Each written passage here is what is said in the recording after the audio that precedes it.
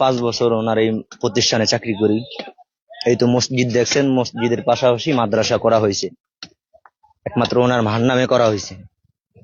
উনি ওনার মাকে খুব ভালোবাসেন, সেই উদ্দেশ্যেই প্রতিষ্ঠান করা। আর ওনার বাবা মাকে এখানে শোয়ানো হয়েছে একমাত্র এই কারণ এটাই, তলেবে আলেমরা যখন পড়বে, কোরআন তেলাওয়াত করবে, কোরআনের আওয়াজটা যেন তার বাবা মার কবরের পাশে থেকে শোনা যায়। এত কাছাকাছি প্রতিষ্ঠান করছে। প্রতিষ্ঠানের যাবতীয় যত খরচ, সম্পূর্ণ খরচ উনি বহন করে। এবং উনি দেশে আসতেন, ছাত্রদের সাথে কথা বলতেন, ছাত্রদের সুখ দুঃখ জিজ্ঞেস করতেন, তারা কি অবস্থা আছে, তাদের বাবা মা কি অবস্থা আছে। টোটাল খরচ উনি চালাইতেন, ছাত্রদের থেকে কোনো বেতন নিতেন না। এবং কি বছর 1 করে পাঞ্জাবিও দিতেন। এলাকায় আসলে দেখতাম আশপাশ মানুষ সব মানে জড়ো হয়ে যেত, মানুষের সাথে যেই মিশতো, এমন মিশা মানুষ খুব কম দেখছি।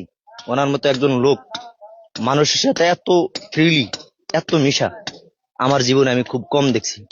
যাই হোক, আমরা এতটুকুই বলবো, আমরা তো দীর্ঘদিন তাকে দেখে আসছি, অন্য মানুষরাও দেখতেছে।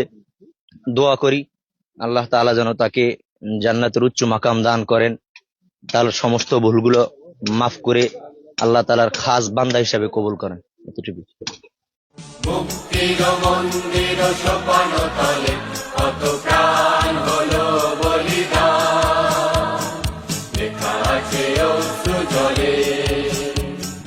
মুক্তির মন্দির সোপান তলে কত প্রাণ হলো বলিদান, লেখা আছে অশ্রু জলে।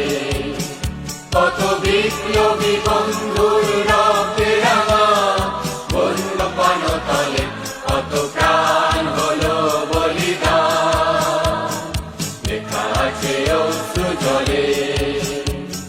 মুক্তির মন্দির সোপান তলে কত প্রাণ হলো বলিদান, লেখা আছে অশ্রু জলে।